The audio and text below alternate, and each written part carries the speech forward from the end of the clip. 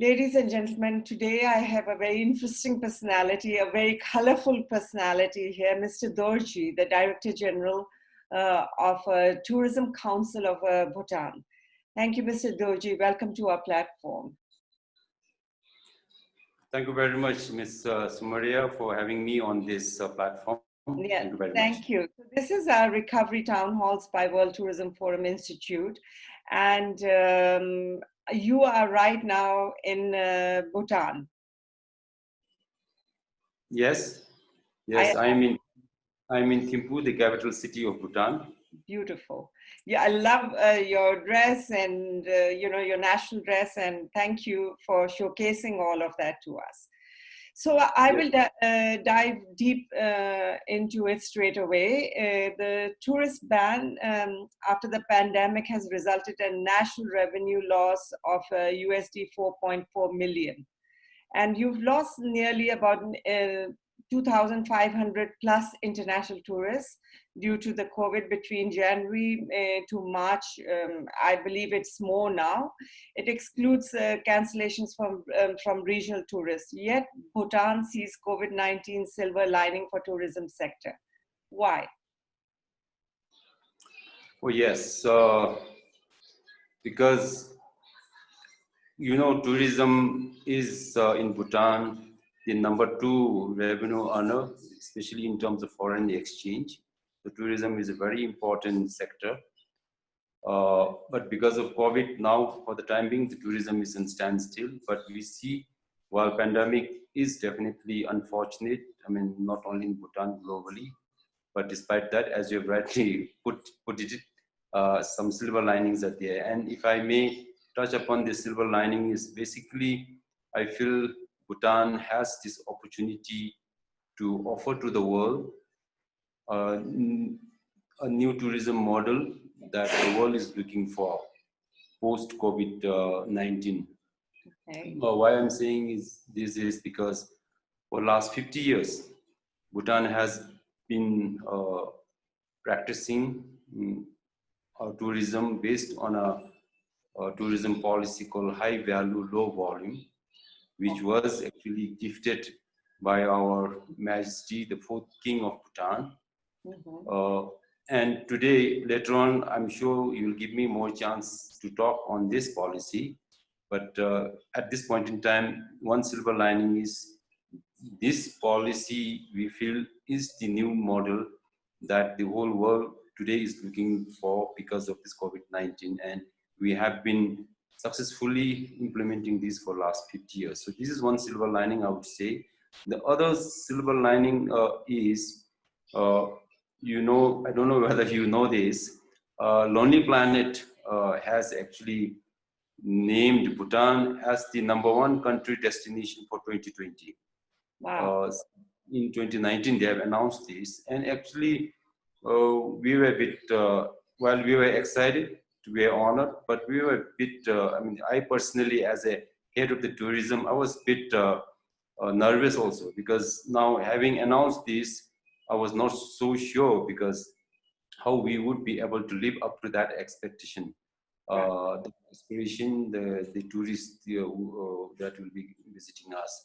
Right. So, as when we started, as the year was ending 2019 and 2020 was beginning, we could already see the impact of that announcement by Lonely Planet as the #1. Right. When you compare 2020 January and 2019 January, we could see a rise in the arrivals. So it was already coming, but now with this COVID, suddenly by February, the tourism has stopped, and I feel this whole year, maybe most probably, we are getting this opportunity to prepare ourselves for this new tourism, and also especially the recognition that we have been given by Lonely Planet. In fact, not only Lonely Planet, there's another tourism-related organization called PATWA, Pacific Asia Travel Writers Association. They have also named in 2020 Bhutan as the #1 destination for happy tourism. So such kind of recognitions with this. So I feel this is another silver lining because of COVID-19. we get this time to prepare ourselves, improve our services, improve our standards that we want to offer to our tourists. So the Tourism Council has already created a working group that is looking into transforming the tourism with 3 objectives: reacting, rethinking, recovery post-COVID-19, focusing on the approach to new tourism. Can you tell me about this working group? And the reason I'm really interested in this is because it's an action for COVID, and perhaps other nations can learn from it. Oh yes, now in fact this is not our original idea. This idea comes from PATA, Pacific Asia Travel Association. These 3 terms: react, rethink, and recovery. Okay. Now, react portion, as you will, maybe I'd like to inform you that so far under the farsighted and visionary leadership, our king, who is leading this whole COVID-19 pandemic by leading at the front. To date, I think we have been doing very well. As of today, we have just about 43 positive cases, of which 6 have recovered, no deaths, and all these 43 cases are imported. These are from the departed Bhutanese who have been working overseas. Okay. So they have come up with this, and as of now, there is no community spread. So this is in terms of reacting to this COVID. So far, we have been so lucky. We are doing That's very amazing. well. Those numbers are amazing. You know, I'm sitting in Canada, it's like explosion of numbers of new infections here every day. So that's really good news. The other reacting part is again under the grace of His Majesty the King, we have initiated a Royal Relief Fund to assist with the cash to those people who have been affected by COVID-19 in terms of loss of income, in terms of loss of job, in terms of loss of businesses. So they are given a certain amount of cash to meet their daily expenses for their livelihood. So this is another big that is coming from His Majesty. And then of course from the government side, we have also introduced some measures like fiscal and monetary measures. For instance, all loans, bank loans, the repayment have been deferred by 3 months without any penalty. All interest on loans have been again waived off for 3 months. And then also the government is coming up with a lot of employment support schemes wherein most of these people who have been laid off are given some job, they again fully employed. So various reactions are already in operation. Now coming to the rethink and recovery, these are more or less together. Now we have formed a group within the Tourism Council of Bhutan. We have formed a group basically to work on this. Now going forward after this for COVID-19, how should we approach our tourism? So of course the work is still in progress, but basically this group is looking at rethinking whether there is a need for us to rethink, and if so, how or what. So these are some big questions that we are already working on this. Okay. Great. So what you're telling me is that there have been government incentives and waivers to help the industry. And how is right now your tour operators, the hotel operators, and all reacting to it? Are you assisting them with any new protocols? Are they being put into place? Because one of the issues that the biggest complaints that Bhutan used to have was that sometimes tour bookings procedures could take a long time. And that meant, that you had to book and pay in advance, and that was very challenging. So are payment procedures being made easier? And then there was also another complaint used to be that there was a lack of toilet facilities. So can you tell us a little bit about these improvements? Are these coming into place? Oh yes, definitely. So this now still period when we don't have tourists. So these are things that we are working on. Actually, we are tying up this with the employment support scheme. We are actually engaging those people who have been laid off in tourism sector because of COVID-19. For instance, the toilets, the restrooms. I know you have also said this. One of the feedbacks that we get from tourists is, we need to improve our restrooms.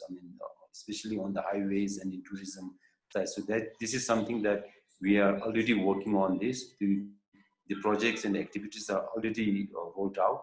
So we definitely want to improve this roadside amenities, restrooms, and other the tourism sites, the management of tourism sites. So that is one part. And the other is, which again you touched on it, is the ease of doing booking, the ease of planning a trip to Bhutan. As of now, because of our policy, while this will not change, because Bhutan's policy of high value, low volume, the backbone is the prepayment that that the tourists have to do, because only after getting the fixed amount of that payment upfront, then their visas are processed. But one complaint or difficulty that our overseas tourists and the international agents and also our own tour operator is the ease of the international payment gateway. So this is something that we are seriously working on this. And actually not only this, we are also working presently on how to digitize all our tourism services. So this will be, of course, this will be not so easy, because this is something that, but we really need to improve this. So these are some things that we will be able to revamp or correct in the next 6 months. This is our plan.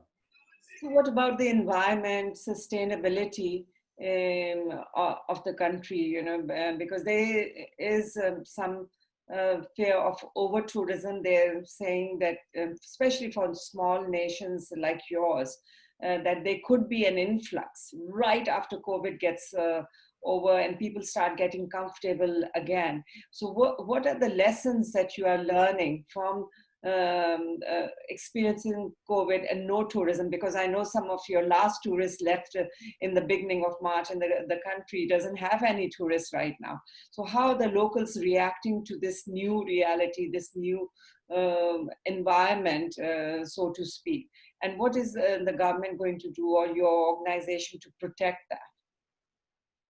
No, this is something a very unique case to Bhutan, I would say, because tourism, while economically is very important, is the second largest foreign income, foreign exchange earner. But at the same time, from the day one, our tourism started in 1970s and early 1970s. In fact, the first group of tourists, a group of 287 and all American, they came to Bhutan for the first time in 1974, coinciding with the coronation of our fourth king. So from that day, from the day one, we have been seeing with this policy of high value, low volume, tourism is not just about revenue and receipts. For us, we are guided by this development philosophy of gross national happiness, which has the sustainability, the well-being, the balance between the material objectives and the well-being. So because of this, the revenue and receipts in tourism is not the number one. It is important, but definitely not the number one. So therefore, we have been very cautious not to get overtaken or overridden by this economic gain. That means if that was the case, then we would have easily gone for mass tourism. Right. Because when we started our tourism in early 1970s, I think we have been, our fourth king who was at the helm, we hear that there were some advices from his peer groups saying that there's such a big opportunity to harness quick fortunes by opening up to mass tourism. But then he decided, our king decided that this is not for the good for the future of the country. So therefore, we chose this path, the high value, low volume tourism for the last 50 years. So we always make this sacrifice and compromise. So therefore, even now, while today as we speak, I mean, not only Bhutan, I think everyone that's the same, we don't have a tourist. This is a big concern for everyone. But then I don't think our government will take any such decisions that will change this policy. I think the policy of high value, low volume will still continue. So even if we have to forego the quick economic gain. Right. That's the fear, right? That everybody will be trying to make up for the losses, you know, and how do you manage the industry from doing that? And so you have to have very strict regulations in place.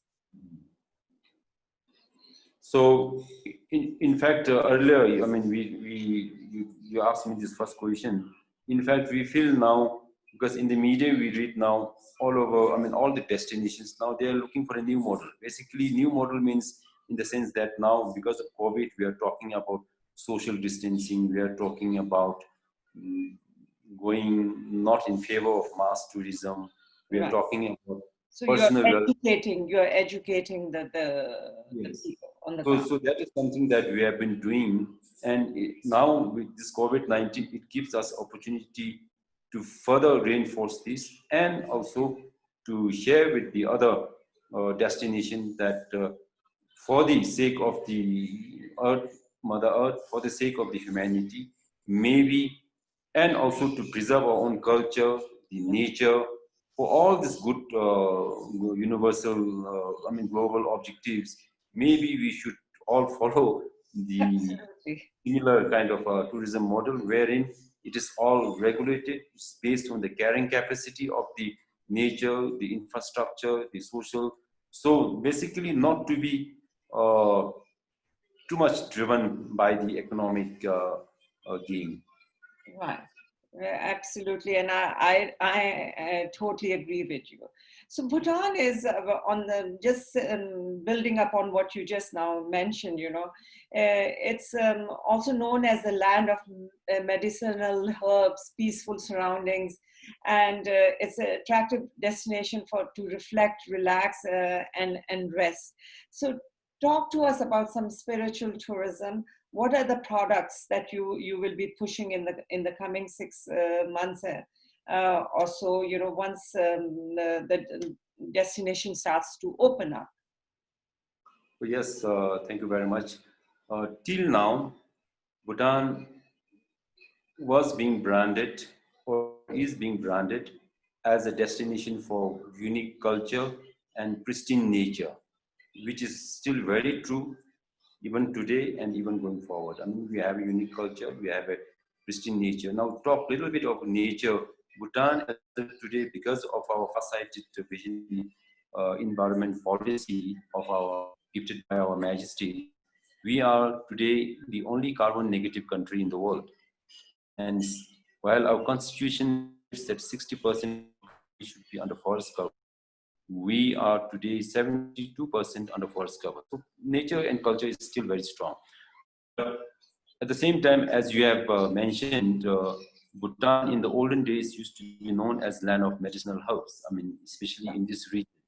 Like for instance, from Tibet and China before, I think in the olden days, they used to send their people to Bhutan to collect these raw materials for the traditional medicine. So Bhutan used to be very well known. Now, this is one area that we have not been able to take advantage of so far in the past. Of course, we have started even pre-COVID, but now post-COVID, actually Bhutan, especially in tourism, we want to brand Bhutan as the new destination for wellness and well-being, taking advantage of our rich traditional medicine and also the spiritualism that we have here. We can talk about Buddhist philosophy, we can talk about meditation, we can talk about yoga. So all this will be put together, and we feel that we can offer to the world Bhutan as a new travel destination for wellness and well-being. And also the other important element of this is by our geographical location, we are quite isolated. I mean, uh, from the rest of the world. We are in these Himalayas, and also the population. As of now, we are still very small population. We have just about 700 to 800,000 people. We have a lot of space here. So post-COVID, when we are talking about social distancing, or even for the tourists to come here, the social distancing will be much more easier. And basically, this is something that we really want to take advantage. We want to develop this and offer this to the world. Well, you know, you are enticing me now to get as soon as the flights open up. I want to be. Yes, please be our guest. Yes, we will I want to come in and experience it for myself. So, you know, other than all of these measures that you are taking, is there something that you are doing about standards and SOPs? You know, whereby there are some. I did the interview for Azerbaijan Tourism Board, their Director General, the other day, and they've come up with a very comprehensive program.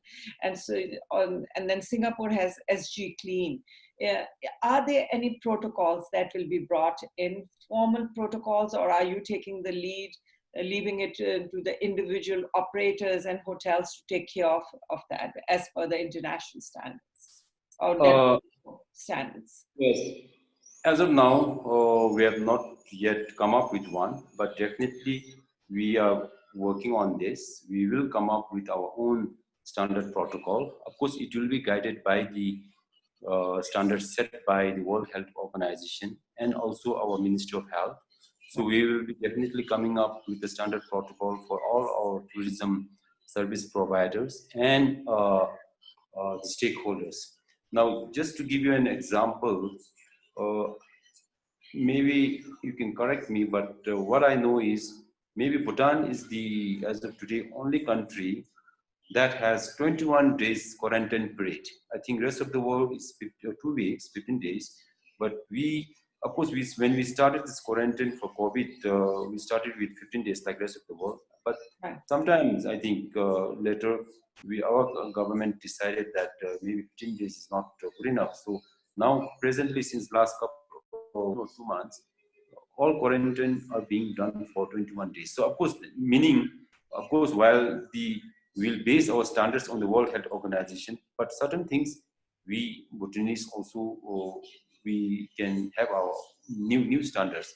So it is yet to be developed, and once it's done, I think it will be given to all our tourism service providers and stakeholders.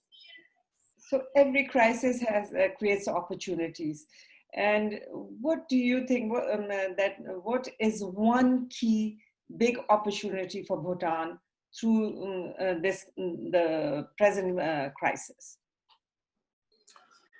Oh yeah, so maybe I'll be repeating, but I would say just give me one that you think is the big low hanging fruit, or something that Bhutan can really learn or reinvent itself, you know.